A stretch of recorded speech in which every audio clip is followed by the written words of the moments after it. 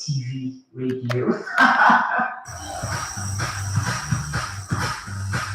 Get entertained. There's nothing like listening to Elegbete TV radio. It's fun.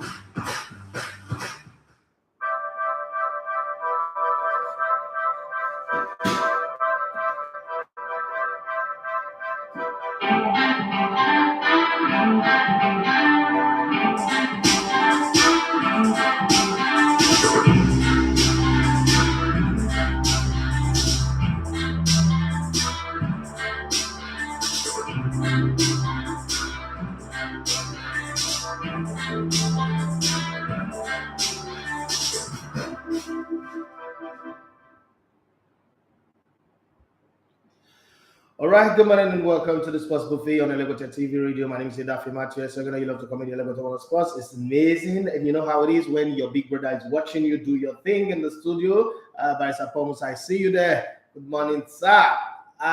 Mo. So how's it going with you guys? How was the Champions League last night? Man City was on a different level, going away from home and scoring 1, 2, 3, 4, 5 goals. It's not an easy one, but at home, Paris St-Germain half-time cracked the rock on the same spot until it cracked open. But it wasn't a flood of goals. Messi missed the penalty that should have given them the lead in the first place. But then eventually, it was golden boy of French football and the heir apparent to the throne of Lionel Messi and Cristiano Ronaldo, Cameroon's French International World Cup winning Euro Nations League winner, Kylian Mbappe, who put the ball in between or under the legs of the reliable, dependable, impenetrable, but was lubricated eventually by Kylian Mbappe. I'm talking about Thibaut Courtois. But for Man City, they didn't struggle. They didn't need lubricants. They didn't need oiling. They didn't need massage. They didn't even need foreplay. Went in straight, and it was a massacre. It was a Lekki Tollgate massacre kind of attack that they brought in. And Bernardo Silva, Phil Foden, Mahrez, Raheem Sterling, if he wasn't creating, he was scoring. Same for Bernardo Silva. It was a good story to tell. First return of the Champions League, first Champions League game this year, this calendar year. And we already have 6 goals in 2 games. But then one game provided us with 5 goals. I'm going to tell you some of the tidbits of things that went down yesterday. And then we'll talk about the games that are going to go down today. Inter Milan will be hosting unstoppable Liverpool. Liverpool became the first English club ever in the Champions League history to win all 6 games in the group stage. So not even Manchester United, not even Man City, not even Arsenal have ever done that. So that was a very good one. But then can they run past Inter Milan over the course of 2 legs in 3 weeks? I think they would. But then in football, you never know. You never know. Just when you're so sure, just when you think you know it all, just when you think everything is as good as you think, things will change. So let's see how that goes. We'll talk about that as well. Manchester United found their winning ways, and not only that, the scoring boots of Cristiano Ronaldo was discovered, and he scored in the 51st minute, as well as the last minute of the game. Another Portuguese, Bruno Fernandes, whose scoring boots have also been missing for a while. I think they got a module back, saved by the Portuguese, as you can say. They didn't come into that game to do slave trade with Brighton and home. You know the Portuguese and their history, the checkered history of slave business. But they came in to conquer, and conquer they did. Conquer at home against Brighton and home. It was 2 goals to nothing. Manchester United won that one, and with that victory, they went all the way to 4th position on the league table. Now, if you're a Manchester United fan, don't be licking your lip and be feeling like, oh, really, we're in the top 4 now. No, chill, okay? Or do I say chillax? Okay, chill and relax. Reason being that the fact that Manchester United won yesterday does not necessarily mean that the pathway to making the UEFA Champions League next season is not paved with gold and diamond. Because the reason is Manchester City, for instance, are top of the league table with 63 points from 25 games played, 21, 3 drawn, 2 game loss in the whole of this season. Same for Liverpool. They've lost only 2 games this season, but then they've drawn 6, won 16 in 24. They've got a chance to reduce the 9-point gap by Manchester City to 6 if they win the game in hand on Man City. Chelsea's got 24 games played, won 13, drawn 8, lost 3, 47 points on the clock. And it's also possible they might lose top spot and drop to fourth if results keep going against them. But then that would need to take a whole lot, and the only two teams that can make that, or three teams that can make that happen, Tottenham Hotspur, Wolverhampton Wanderers, and Arsenal. I'm going to come to those two.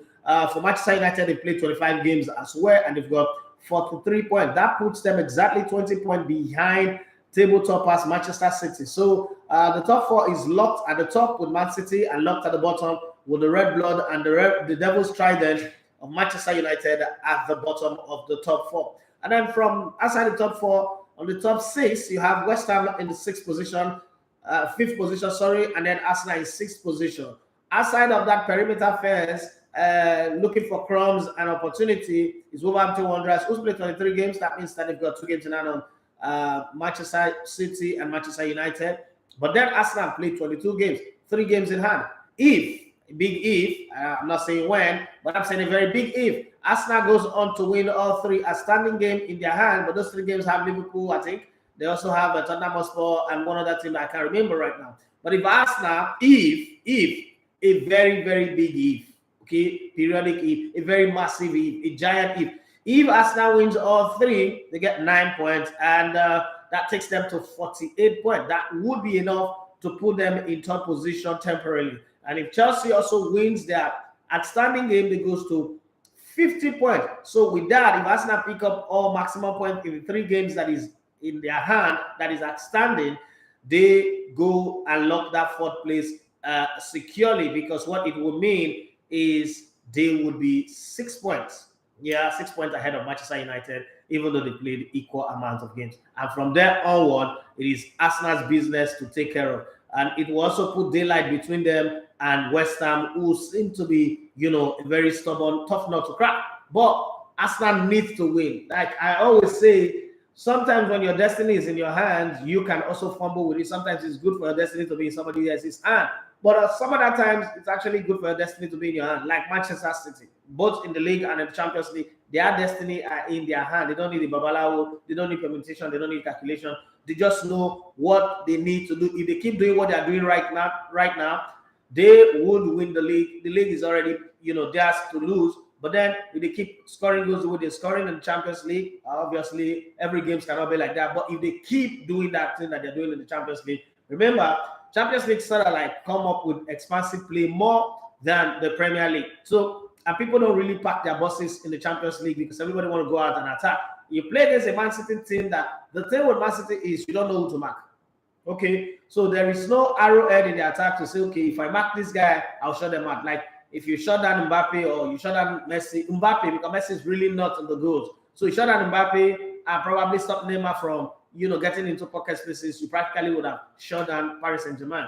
But then for Man City, there is actually nobody that you can say, okay, the strategy of this game is to stop XYZ player, stop this one, stop that one, and then they would lose. João Cancelo can create as good as Kevin De Bruyne can create. Bernardo Silva can meander and wriggle his way through any solid formation against Manchester City and create something out of nothing. Raheem Sterling can do the Messi run like a rat and create something out of nothing. Slow poison Riyad Mahrez, can be looking at you in the eye and doing damage with his feet. He's not moving from one spot. He's the kind of player that can play on top of a wine cover, right? It's the kind of player that can play on top of a wine cover. So these players are very, very difficult to stop. You don't know, where's the goal coming from. You know that all of them, they move, the interchange position. The defender can be in midfield, midfielders could be in attack, but you just don't know where to stop them. So that's very, very difficult to stop. And that's one of the lessons that Sporting Lisbon discovered yesterday, even at home in front of their own fans. They were chasing shadows because at some point, the players still know who they were tracking. Let me give you an example of what I meant by that. So when the game started, it was clear-cut for Man City. They came in with a 4-3-3, their usual 4-3-3 formation, and to stop them, Sporting came in with a 3-4-2 formation. That's the idea, is to make sure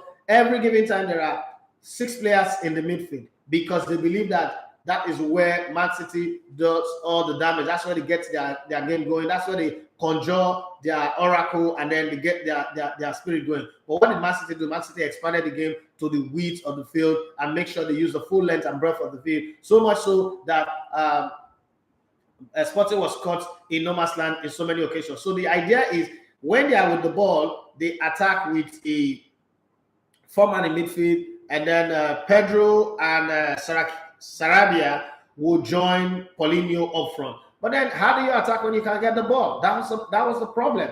Okay, the problem was that they can't get the ball at any given time. Every time Manchester City are doing some magical work, Cancelo was on the right-hand side working magic, and then this time around, the coach, Man City coach, decided to put everybody into confusion. He didn't play Walker. He also did not play He also did not play Cancelo on the left-hand side. Put him on the right-hand side. Ruben Dias and Laporte was in center of defense. Now there was no what's that Ruguli's son's name again? Nathan Ake. There was no Nathan Ake there. It was Stones that was playing on the left side. That's very, very confusing, All of them are ball playing defenders, but the best at using the ball was Jarrod Cancelo, who could, snake himself from defender into midfield and also become a wide man, adding width to the team in terms of going forward. And then in midfield, you have Bernardo Silva, Rodri, who is not very, very reliable, who also plays like Pep Guardiola, the way Pep Guardiola used to play when he was a defensive midfielder. And then you have Kevin De Bruyne. Those were the guys in the midfield.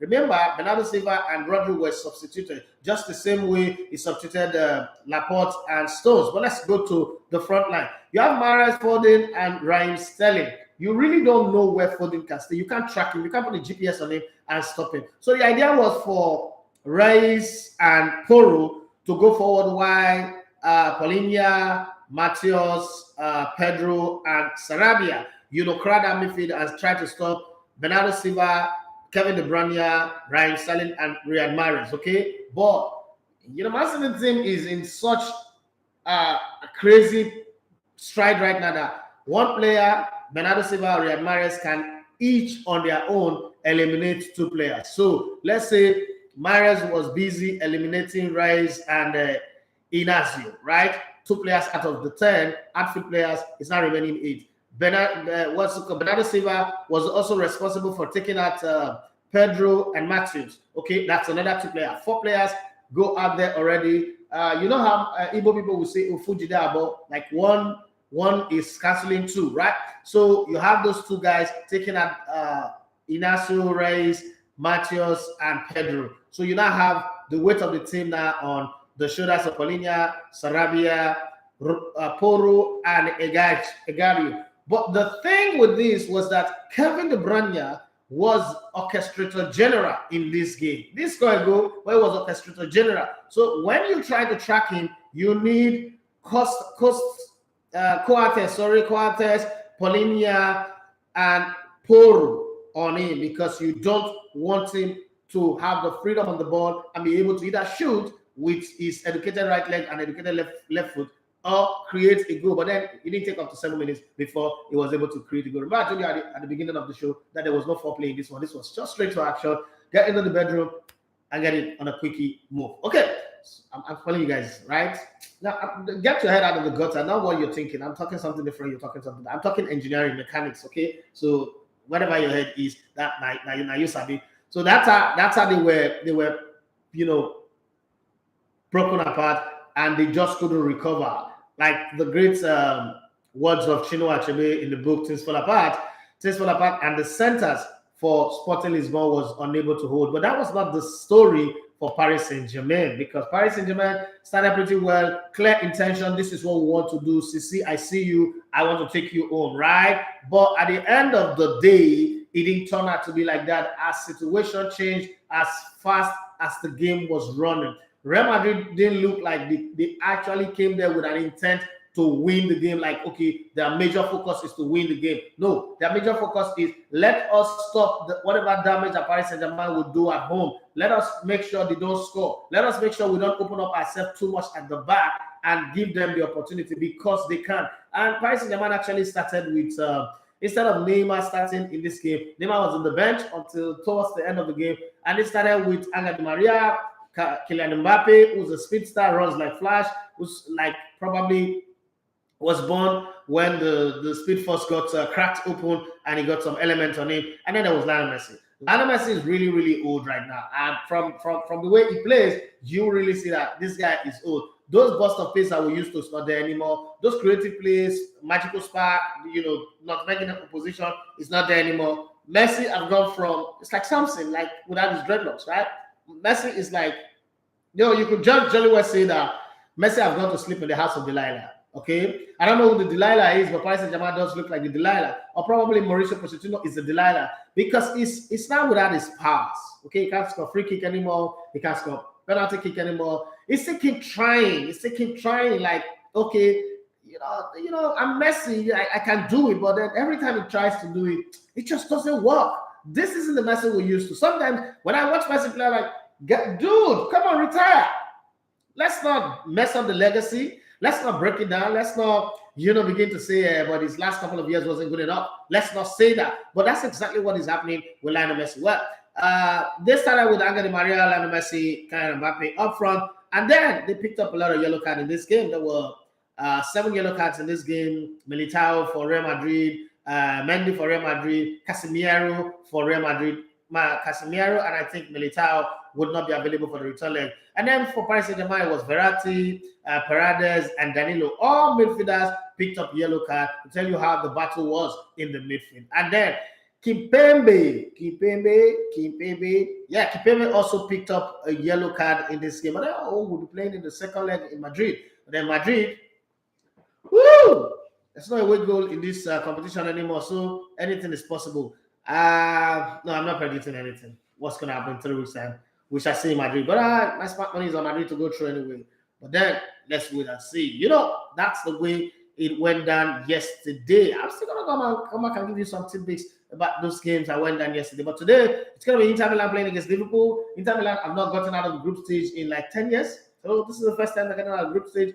It's good for them. So Salzburg will be playing against, God Almighty. When you're making the draws, you pray to yourself, Father Lord, I want to progress in this tournament. Every spirit of picking Bayern Munich, further and die. But then, Father Lord does not answer all those type of prayers, okay? Because people say that I asked for strength and God gave me troubles, right? So, Salzburg, you've got to prove if God is on your side or not. Because Bayern Munich are your visitors tonight. And you can't say like Moses said to the Israelites, the Egyptians you see today, you see them again no more. No, you will see them more. Even if you win them today, you will still see them again in 3 weeks' time. So there is plenty to be seen.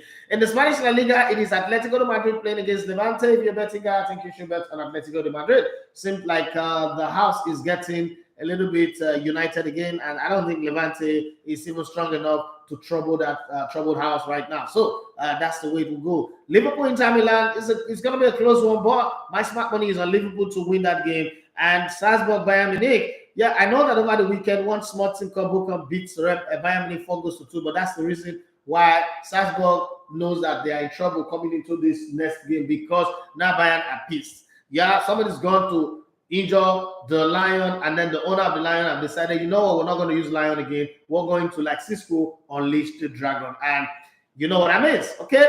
So let me look at your messages on Facebook and on YouTube. If you are there, I'm here. Yes, the number to call is 07025000069. And if you're sending us a WhatsApp message, it's still on the same number.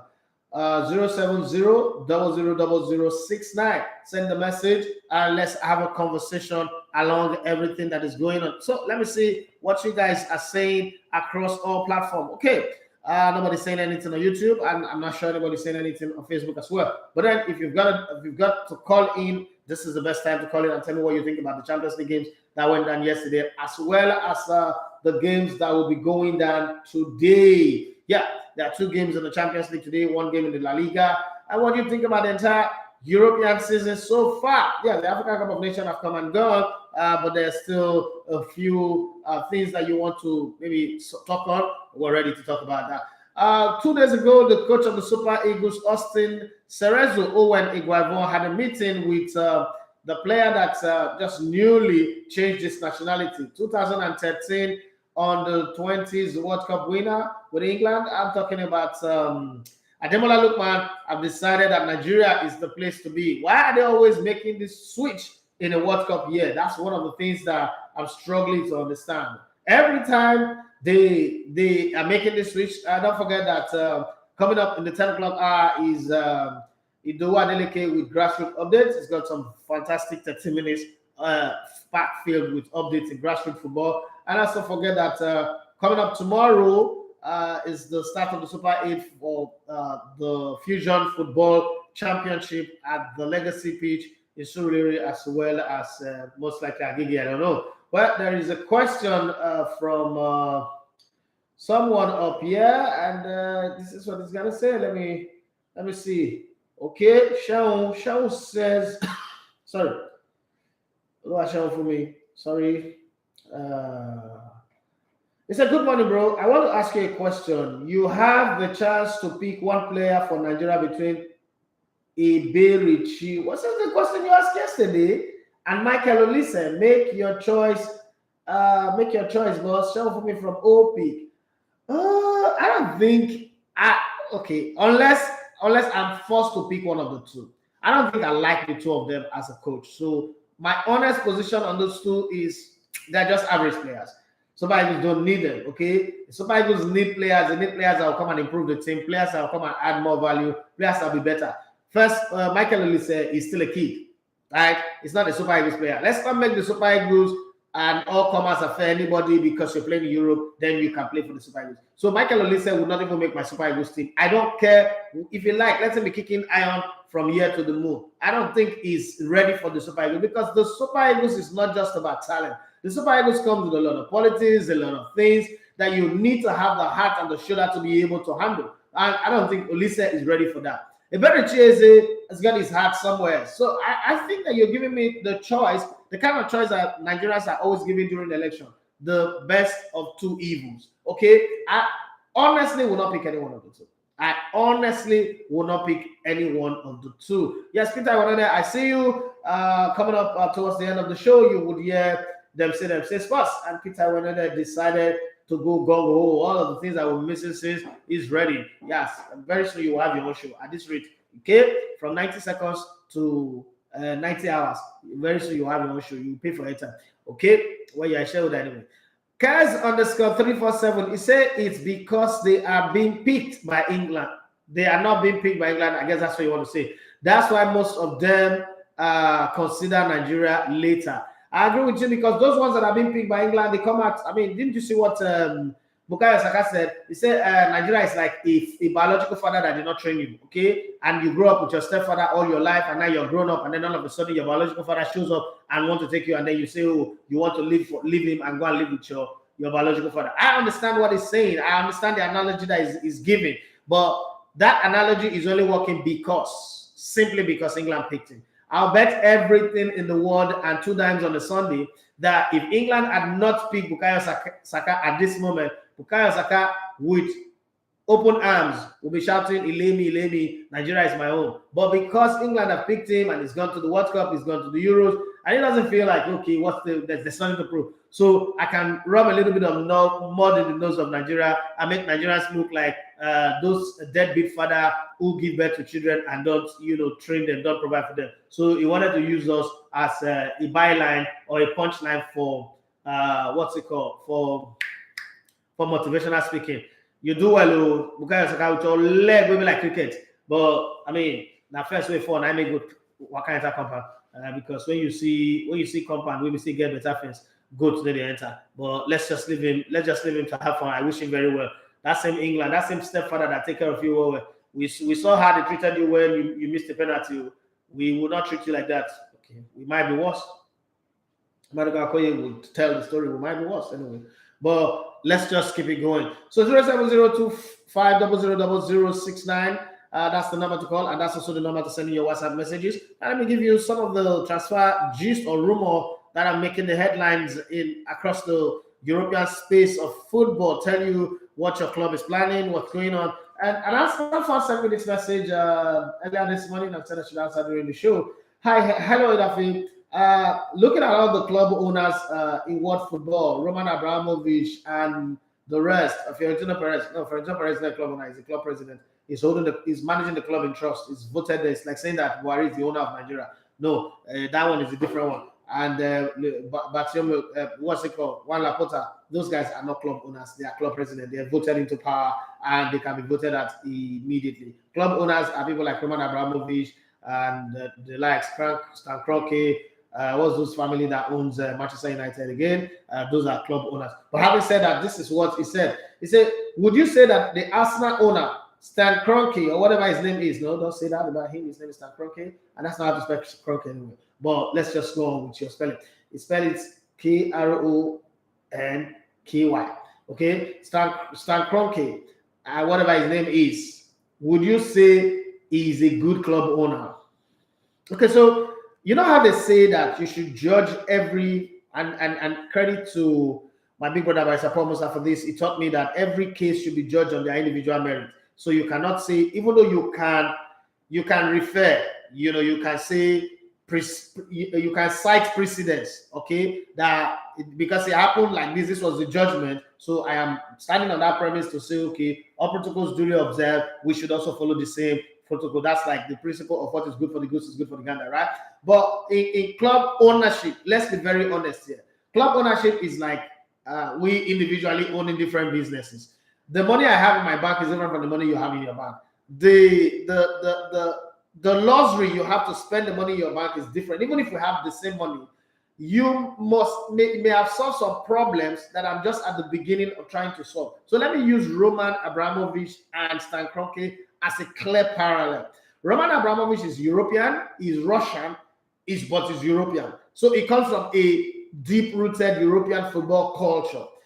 Politically too, a Russian dominating the football in Europe through England is a big plus for the Russian people. So it's a good one. More like one of their arch rivals, one of their biggest enemy, their league is being funded and being sustained by one of their persons. There is the political advantage to that conversation and all of those intrigues that comes in. That's one. For Stan Kroenke, he ventured into football with Arsenal. Remember, Roman Abramovich's first football club is not Chelsea. So he's been in this football business before, known his own mistake, and then when he bought Chelsea, he came in and corrected all the mistakes he'd had with Lokomotiv Moscow and Lokomotiv Plovdiv and the rest of them. So now with Chelsea, he's walking signs and wonder, like his Moses who parted the Red Sea, his Jesus Christ who walked upon water, unstopped deaf ears, and brought back Lazarus from the dead. But so let's do some business parallel. Stan Kroenke have 7 different franchises, right? Stan Kroenke's got Arsenal, the LA Rams, who just 3 nights ago, 3 nights ago in the US, won the Super Bowl. Now that Super Bowl guarantees them $550 million, right? And that's let me check how many franchises does Stan Kroenke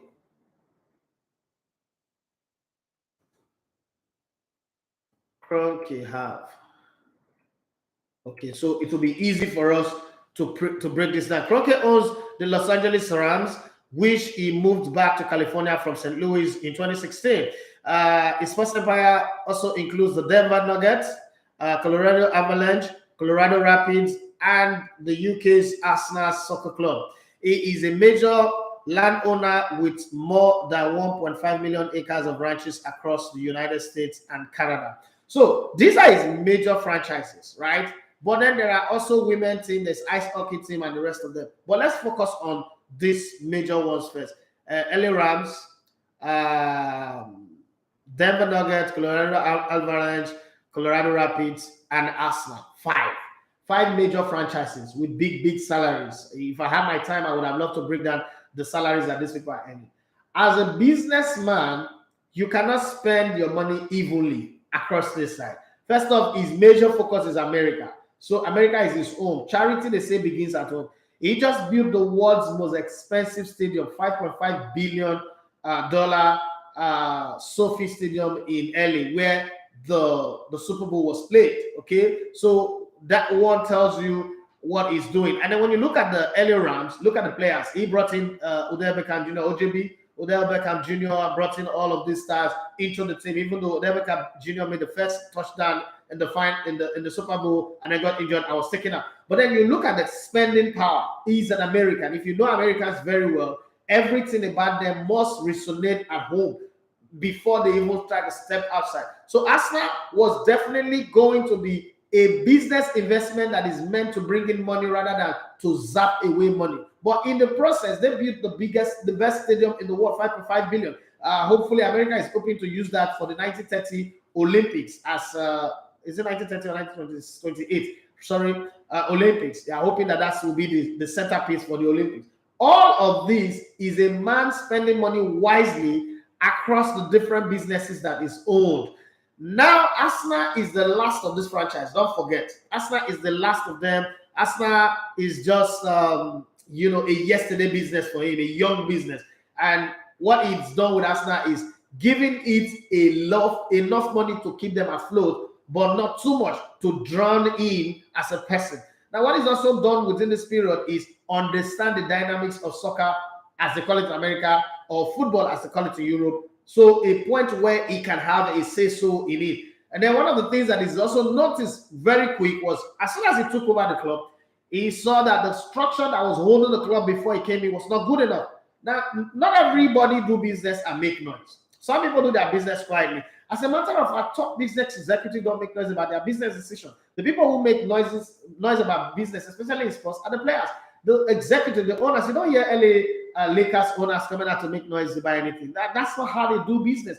Business people sit in the business suit. The CEOs of companies sit in the business suit and take decisions and expect their subordinate to carry out those decisions as explicit and clear as possible. And that's exactly what's been happening with Arsenal. If you look at the model of Stan Kroenke is all about structure more than the individuals. So it's not one to get a Galacticos, let me try to impress people with plenty stars, but no structure. All of his franchises have great structure.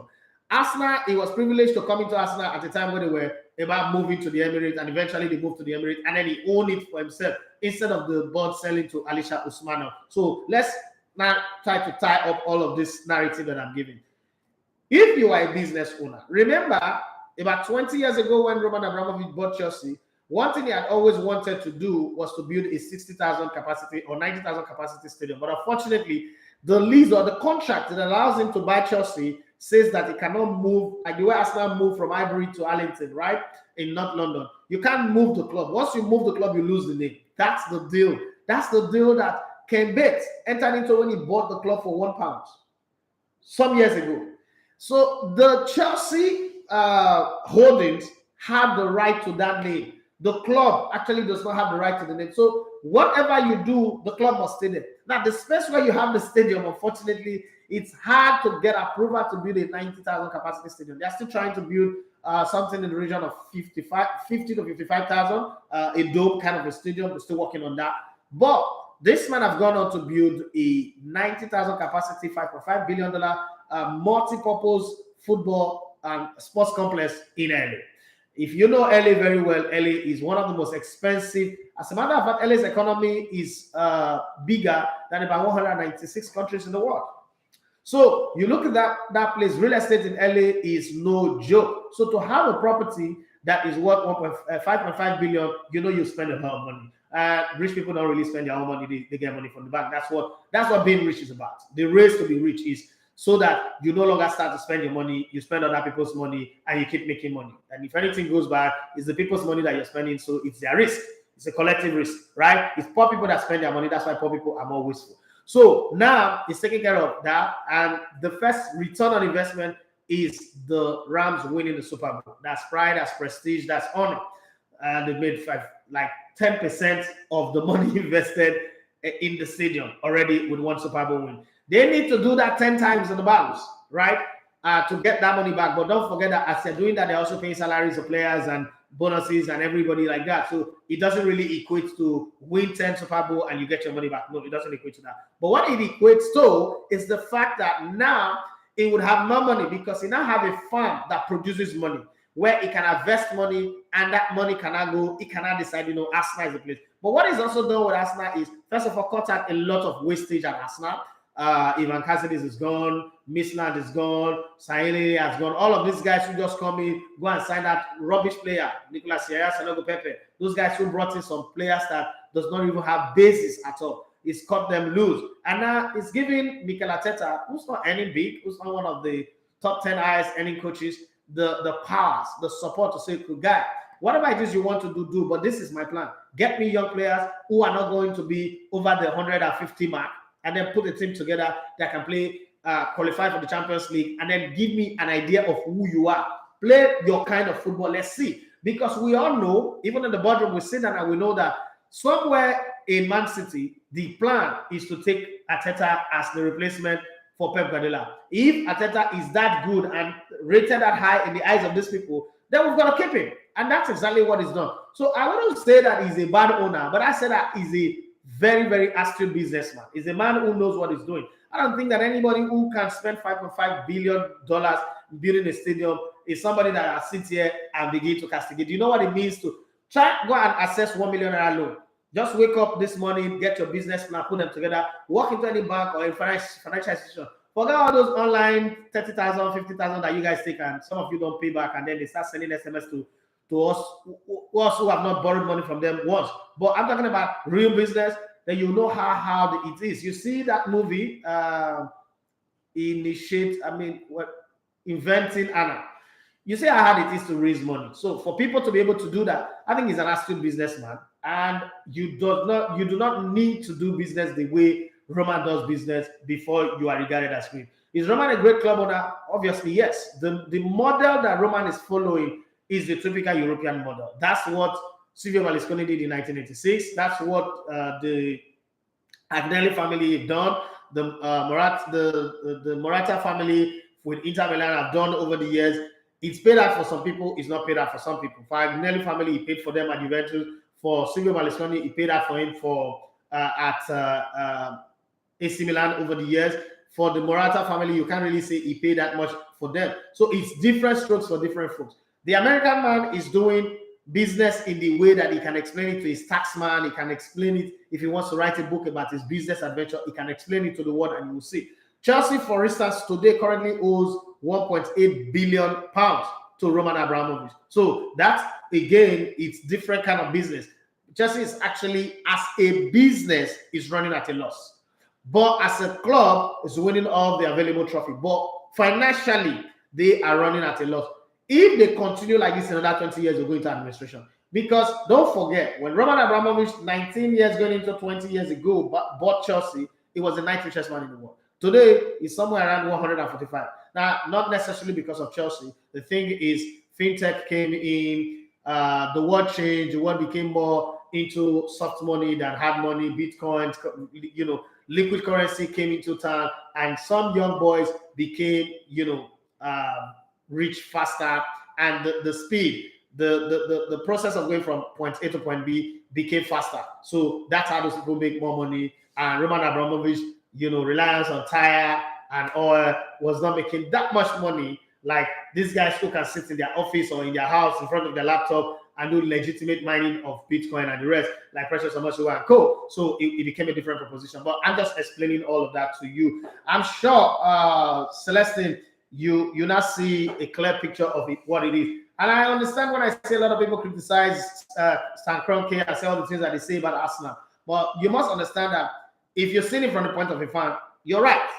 But sometimes lift your head a little bit above that shallow waters and go to the deep end of the water and see it from the position of a businessman. What will be your decision? You have LA Rams, American franchise, you have Avalanche, you have the Rapid, you have Denver Nuggets, all of this, and then you have Arsenal. You're going to close down all of those ones in your hometown and then go out to England and begin to fund that loan, and it's not going to work. It's not practicable. Well, let me go to, Sisi Amorige, one of the best person I ever worked with, most professional, astutely professional person that I ever worked with. Hi, good to see you. If you watch Channel Television, you always see her doing the sports show. She's got a smile that can bring a dead man to life. Okay, Kazo, that's got 347. He said it's because they've been, okay, I think we've read that one before. Somebody else is here. He said, good to hear my mentor speak again. Okay, official Sylvester. Okay. Hey, Sly, what's up? He said, I feel good watching and listening to this voice. Thank you very much. I feel honored. I feel blessed. I feel loved. Okay. I don't take it for granted. Well, let me go to Facebook. You guys can still call in on the show. We'll still have a little bit of time. So you can call in 070. I want to hear your voices too. It's not just my voice now. 07025000069. But you know, if you know me very well, I don't like too many calls. It pisses me off. Sometimes it get me off the flow of the show. So I like it when people send messages, especially on YouTube and Facebook and then Instagram. All right. Here's a Patrick to say, good morning, boss. Good morning to you. I'm late. Yeah, that's you. Liverpool are playing tonight, so I'm sure you went to meet your Baba so that Inter Milan will not embarrass you people. Don't worry. You don't need fasting and prayer to win this one. This is not, you know that Jesus said in the Bible that for some, you need to do fasting and prayer. This is not one of those ones that you need fasting and prayer. This is one of those ones that you call easy fry, low-hanging fruit for Liverpool. But you see how they talk in pidgin English. As much as this point, this can be one of those moments anyway where Inter Milan decide to do the thing that Obafemi Martins and co did to Arsenal. But then you guys can also decide to be what Thierry Henry and Arsenal did to Inter Milan at the San Siro. So it cut both ways. But I know that Liverpool don't struggle that much with Italian teams, and Liverpool are the most informed team in the Champions League this season. One of the few teams who won all 6 games in the group, first English team ever to win all 6 games in the group. So I think you guys will have a stroll on that one. But having said that, it's not just going to be easy. Coming on to the show reminds me of always tuning into Brilla in 07. Well, Baki Sami, he said, thank you, senior man. I always learn how things, I always learn new things anytime I listen to you. Thank you very much. I appreciate that. If you want to send a message on WhatsApp, it's 070250000069. That's the number to send a message to. If you want to call, it's the same number to call, 07025000069. So let me run you through the rumors going on in the transfer market. The clubs, the players here, clubs are preparing to buy. Manchester United and Portugal forward Cristiano Ronaldo, 37, is attracting the interest of Paris St-Germain, Bayern Munich, and AS Roma as he weighs up whether to leave Old Trafford this summer. Let's see how that goes. Manchester City have offered 5.5 million plus add-ons for Atletico Mineiro winger Savio. The Brazil youth international is 17. Is also being tracked by Arsenal. Aston Villa are willing to spend 50 million pounds on a midfielder with Leicester's. What is happening with Nigerian players? Don't they call them in Real Madrid and Barcelona and Juventus or Bayern Munich? What is the problem? Because such a big player be attracting Aston Villa. That's sad. With Leicester City's Nigerian international Wilfred Ndidi 25 and Brighton's Mali international Yves Bissouma. Please go for Bissouma, also 25. Their top target. Please leave Wilfred Ndidi alone. He deserves to play for a bigger club. He does not deserve to play for a team that will be good one season and then be bad the following season. He deserves something better. Wilfred Ndidi, please, you guys should join me in starting a hashtag. Aston Villa is too small for hashtag. Wilfred Ndidi is bigger than Aston Villa, please. West Ham are planning summer talks with their English forward, Jarrod Bowen. Okay, this guy who scored the first goal in the weekend 2-2 draw. 25 over a new contract to fend off interest from Liverpool. Bayern Munich and Borussia Dortmund are in the latest clubs keeping tabs on Chelsea Albanian forward Armando Broja, okay, 20, who is on a season-long loan at Southampton. Please, it should go, because when I heard that this guy is coming to Arsenal, I was like, what the heck is wrong with us? I'm not saying he's a bad player, but I just think that Arsenal have had enough of young and upcoming players, okay? It's time for them to stamp their foot on the ground and say, okay, we need players that will come in and do something. If I'm Arsenal, I would make the bold step of trying to bid for Lewandowski. Like, okay, Lewandowski, you want everything you need to win. You're not going to win the World Cup with your Poland. You're not going to win anything again, one Champions League. But just come and be in our team. Come and play with us. We're not going to pay you £250,000 a week anyway. But just come and play with us, and those goal scoring instinct that you've got, we would benefit a little bit from it. Even if it is just for a season, it would help, in my opinion. Manchester United, Liverpool, Chelsea, Arsenal, and Newcastle are all monitoring Kevin Phillips. You know who Kevin Phillips is? Not Baba Beju, not the one that played for Southampton and the rest. It's the one that plays for Leeds United. Okay, the 26-year-old England midfielder is present deal is due to end in 2024. Chelsea are focused on signing French defender Jules Kounde, 23, from Sevilla, after being told that Paris Saint-Germain will not sell Brazil centre-back Marquinhos, 27, right? Leicester and Belgian midfielder Yuri Tielemans, 24, has been urged to snub moves to Liverpool and Manchester United in favour of a switch to Chelsea by former United and Brazil midfielder Kleberson. That guy's got hair on his body. Okay, beastly guy. Liverpool are in talks with former England midfielder James Milner, 36, over a 1-year contract extension. Oh, that's a good one.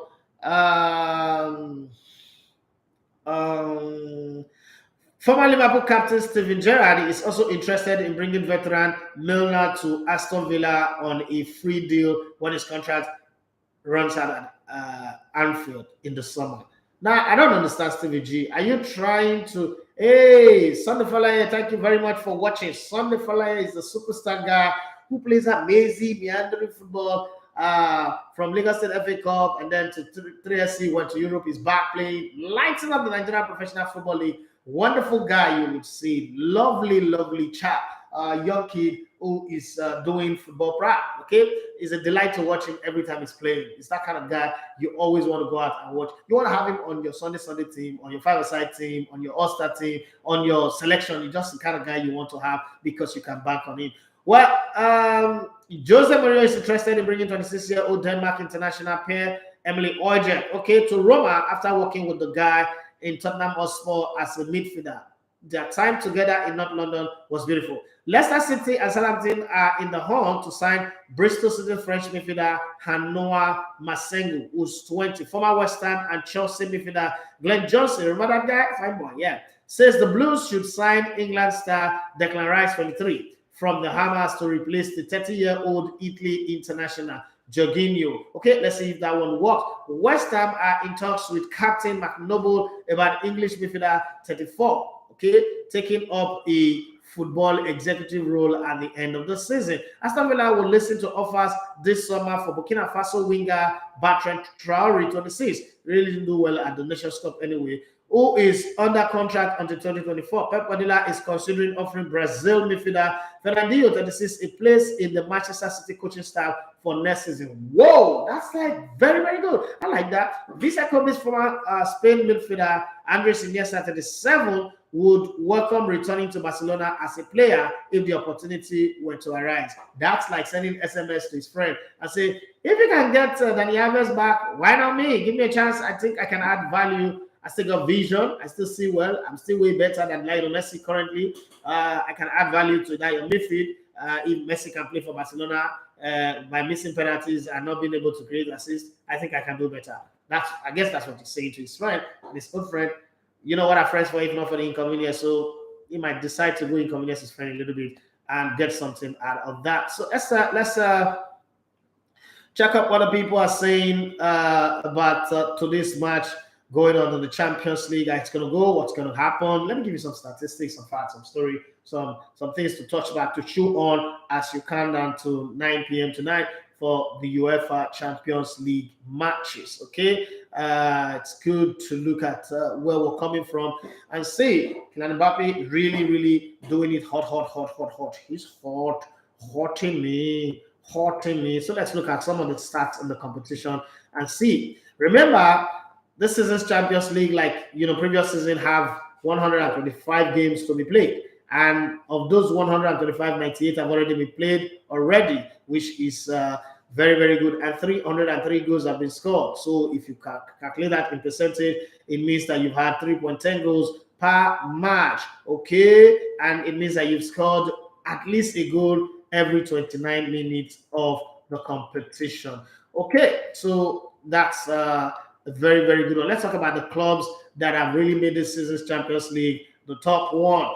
Okay, by virtue of the 5 goals that they scored yesterday, they leapfrogged Bayern Munich, who could still leapfrog them again after tonight, becoming the team with the most goals in this season's Champions League. I'm talking about Manchester City of England, with 23 goals scored so far out of 7 games played, because they played 6 games in the group stage, and then they just played their first knockout round of 16 game yesterday, beating host Sporting Lisbon by 5 goals to nothing. They were formerly on 18 goals. Now they are 23. Bayern Munich have 22 goals. Formerly they were number one. And Ajax have 20 goals. Liverpool have 17 goals. Leipzig has 15. And Paris St-Germain have 14. The team with the most ball possession will shock you. So far in the competition is Chelsea, 62.5. Liverpool comes second with 59.9. There's no Man City up in the top three.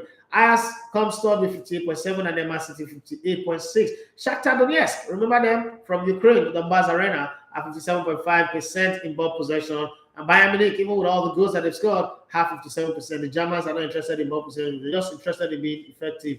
The team with the best passing accuracy, obviously, there is no money for guessing, is Manchester City with 90.7% of their passing going accurately, followed by Shakhtar Donetsk with 90.5%, Paris St-Germain 89.9%, Bayern Munich 89.5%, Real Madrid 89.4%, Chelsea 89.2%. Chelsea is always in the conversation, no matter how you look at it. When it comes to total attempts at goal, Manchester City dust everybody. 123 attempts they've made at goal, and then Inter Milan 117, Real Madrid 113, Bayern Munich 107, Liverpool 104, Ajax 103. Tackles won in this competition so far. The most is by Sporting. They've been defending on their life, winning tackles, but then they still been conceding goals. As they've won 103 tackles, Sheriff. You remember Sheriff that went to Madrid to beat Real Madrid? They've won 101 tackles, but they're after the competition already. Paris Saint-Germain 98, Besiktas 96, Benfica 90, FC Barcelona, as poor as they are, and drop down to Europa, but they won 90 tackles. Barcelona are not used to winning tackles. They are used to forcing other people to win tackle, but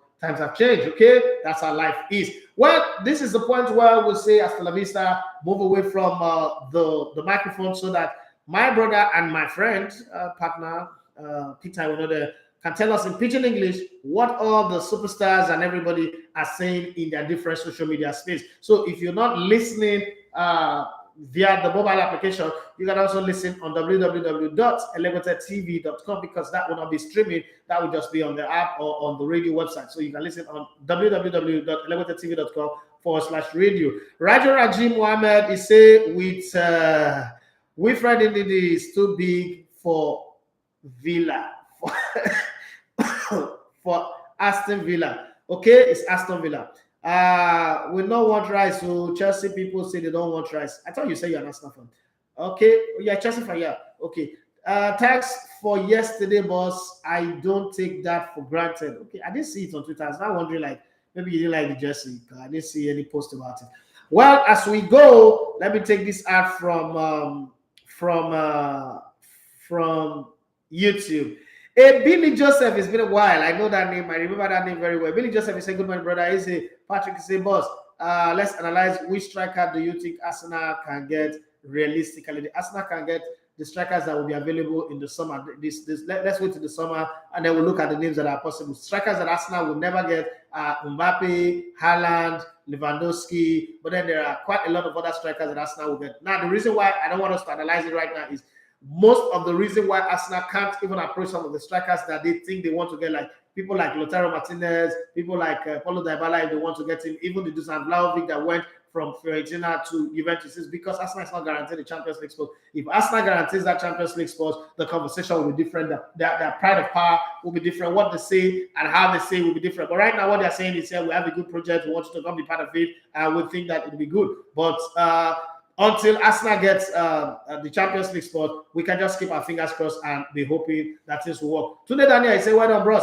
Okay, thank you very much for that one. Emily Joseph, you're now in Holland. He said, watching you from Holland. Thank you very much for that. Here's a Patrick. He said, okay, you said that before. Atula Jonesy, thumbs up to me. He said, Emily Joseph, he said, well, I watched PSG and Madrid last night, and I think that both couldn't bring their A game. Yeah, you can say that and say that again. Well, it's at this point that I draw the curtain on the show, and I say thank you very much to all of you who's been part of the show from Instagram to Facebook and YouTube. God bless you. Don't forget to subscribe to the YouTube channel and also share the links with your friends. Tell them to subscribe and join us so that every time we're having this in the morning, don't forget I do live on every match day. Like tonight, after the game, it's called After the Final Whistle from 11 p.m. to 12 in the night. There is also a live where we'll talk about all the things that go on. But then the show, the Sports Buffet, is 9 to 10 a.m. every day, Monday to Friday on Elegbete TV Radio. And you can stream us live on Instagram, on YouTube, and on Facebook. But don't forget, if you're not listening to us online on Instagram, on Facebook, and YouTube,